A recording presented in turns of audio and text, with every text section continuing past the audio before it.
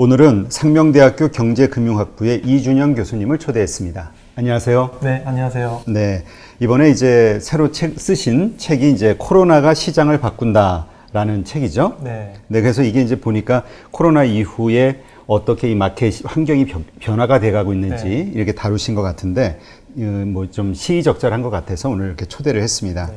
네. 일단 가장 기본적인 질문을 드리면, 사실 그 코로나 이전과 이후는 완전히 상황이 바뀌었다. 삶의 여러 가지 부분에서 이제 다시는 돌이킬 수 없을 정도로 변화가 될 것이다라고 이야기하시는 분들이 많이 있거든요. 네. 어떠한 큰 틀에서 어떠한 것들이 좀 변화된다라고 볼 수 있을까요? 일단은 기본적으로는 이제 우리가 Q코노미라는 말을 씁니다.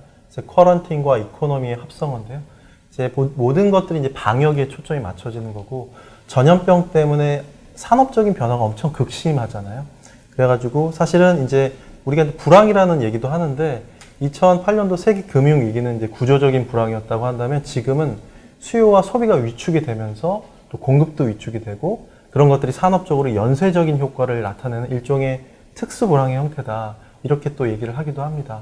관련 변화 같은 것들이 나타나고 있는데, 이 책에서는 좀 더 좀 디테일하게 이 업종별로도 어떤 차이가 있는지, 업종 내에서도 어떠한 희비가 엇갈리고 있는지, 이런 부분들을 좀 보고 있죠. 네. 사실 이제 저희 채널은 이제 그 투자와 관련된 채널이기 때문에 그 많은 분들이 이제 기업에 혹은 뭐 여러 그 산업의 여러 부분들에 이제 투자를 하시는 분들이 많은데, 이러한 어떤 흐름을, 시대의 흐름을 읽을 수 있어야 좀 투자하는 데 도움이 되지 않을까 싶거든요.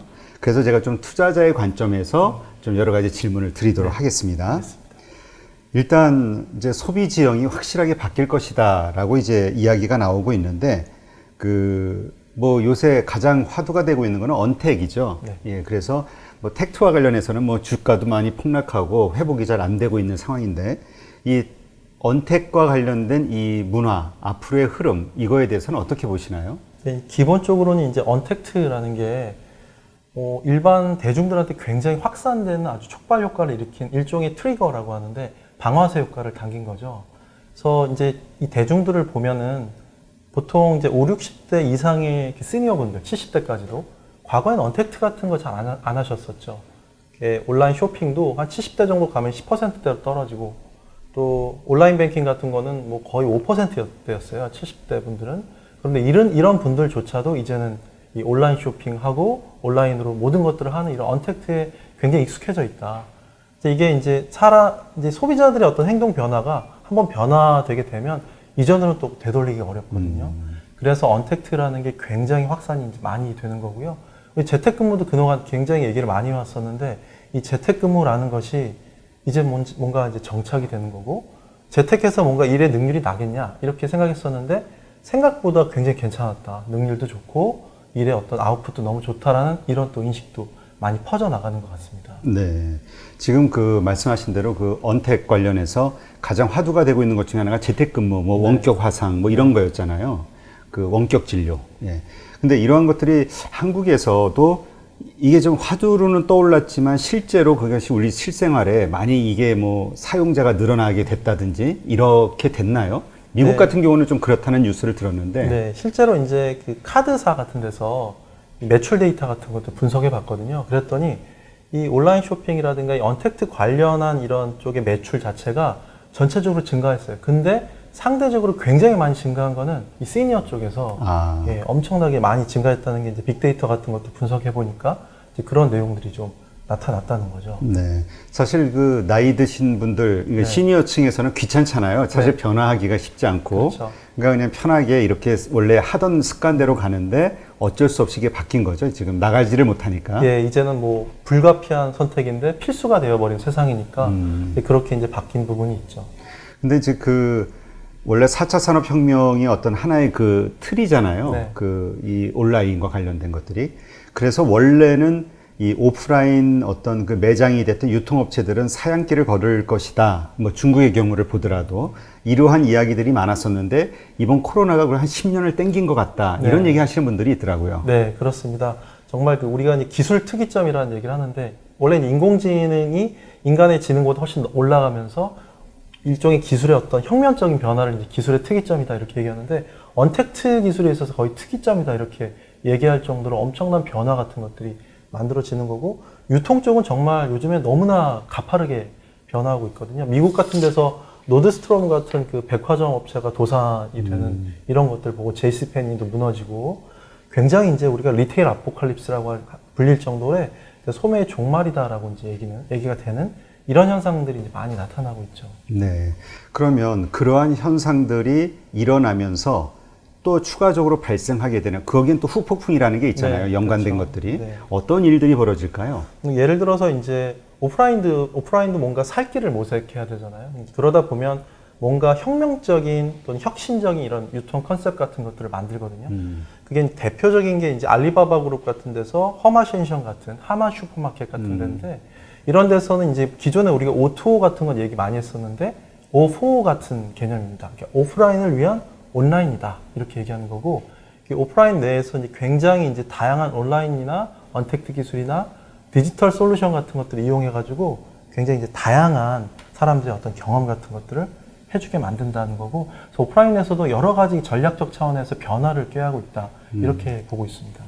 근데 이제 지금 우리가 이제 대형 업체들 같은 경우는 결과는 좀 지나봐야 알겠지만 네. 어쨌든 뭔가 변화된 세상에서 뭔가 적응을 하기 위한 어떤 시도들을 해볼 수가 있잖아요. 자금적인, 뭐 인력적인, 뭐 시스템적인 그런 여력들이 있으니까.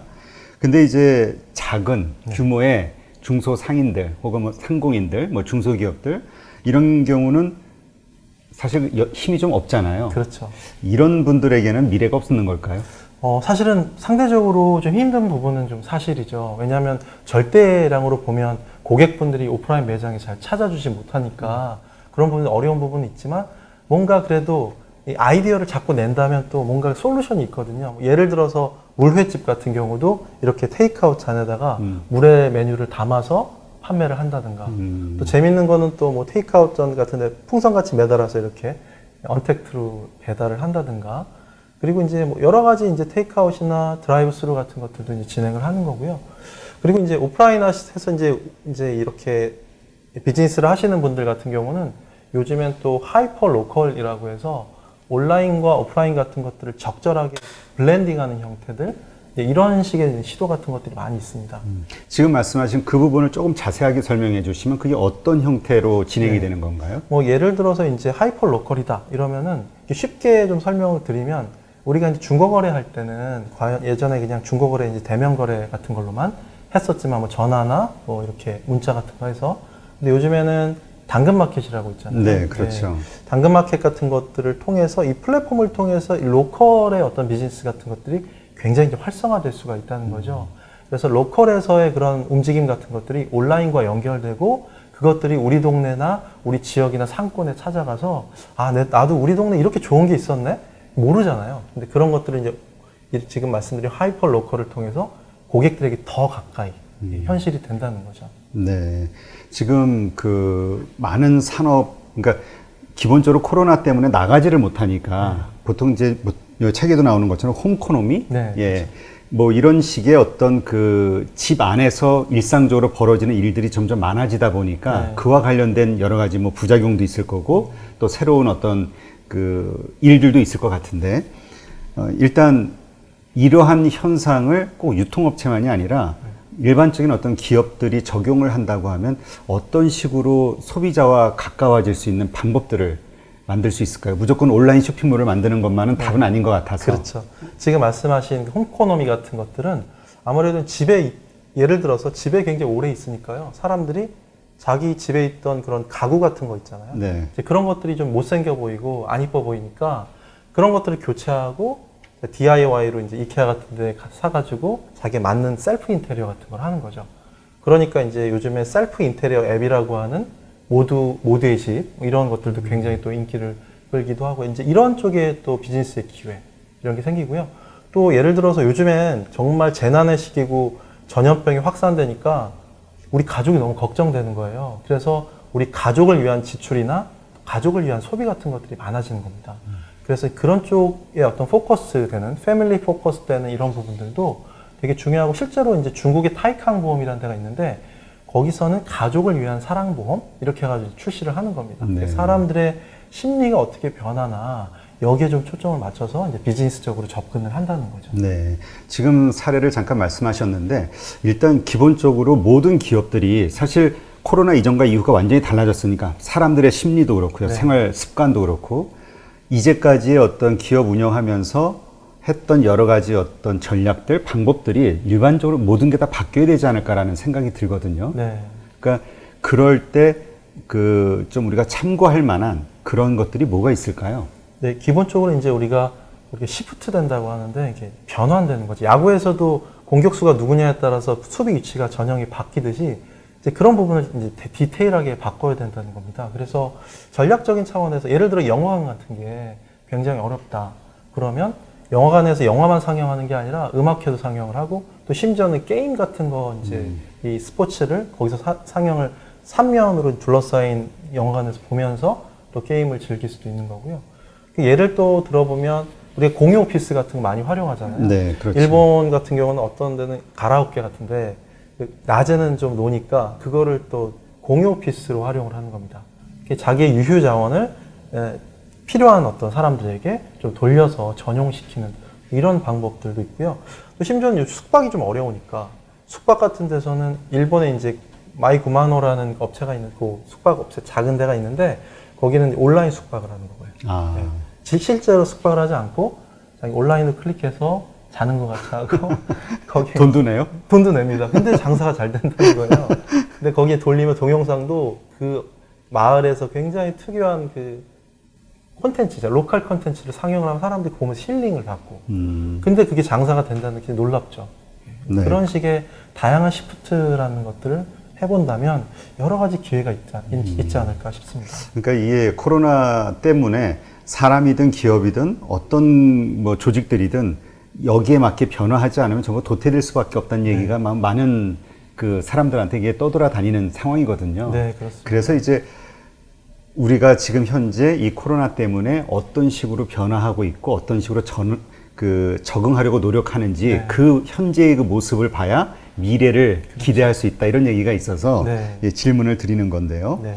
지금 책에도 보니까 UX를 넘어 CX의 시대로라는 이 네. 문장이 있더라고요. 제가 이 UX는 알겠는데 CX를 몰라가지고 네. 예, 이게 어떤 겁니까? 이게 이제 보통 우리가 UX나 UI 같은 것들을 얘기를 많이 하죠. 유저 익스피리언스나 유저 인터페이스 이렇게 네. 얘기하는데 이거는 커스터머 익스피리언스예요. 특히 이제 예를 들어서 앱의 관점에서 본다면 앱 같은 것들도 사람들이 어떻게 하면 더 많은 사람들이 모여들 수 있을까? 요즘에는 매출액 기준보다 이게 이제 구독자 수도 비슷한 건데 MAU라고 해서 월간 이용자 수 이 개념 굉장히 중요하거든요.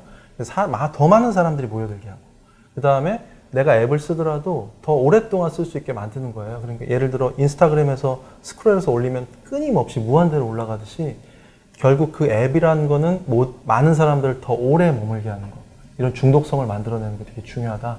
그래서 그런 관점을 소비자의 관점으로 고객의 관점으로 접근을 하는 거죠. 네, 조금 더 와닿게 좀 설명을 부탁드리면 네. 제가 어떤 비즈니스를 하고 있습니다. 네. 그 뭐 오프라인 뭐 매장, 뭐 옷 장사를 하든 뭘 하든 아니면 뭐 기업을 하든 말씀하신 거를 적용한다고 하면은 어떤 식으로 제가 실행을 해야 되는 거죠?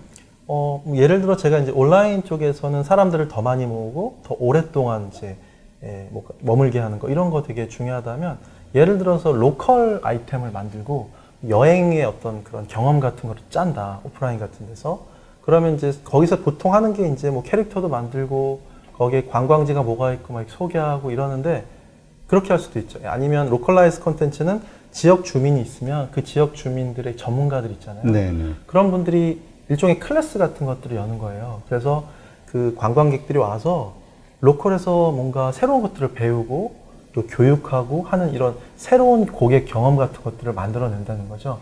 그런 것들이 이제 우리가 와우 익스피리언스다 이렇게 얘기하는데 와우 할 수 있는 그런 경험을 온라인뿐만이 아니라 오프라인에서도 어떻게 좀 크리에이티브하게 창조적으로 좀 만들어낼 수 있을까? 이런 부분을 좀 고민하면 되게 좋을 것 같아요. 네.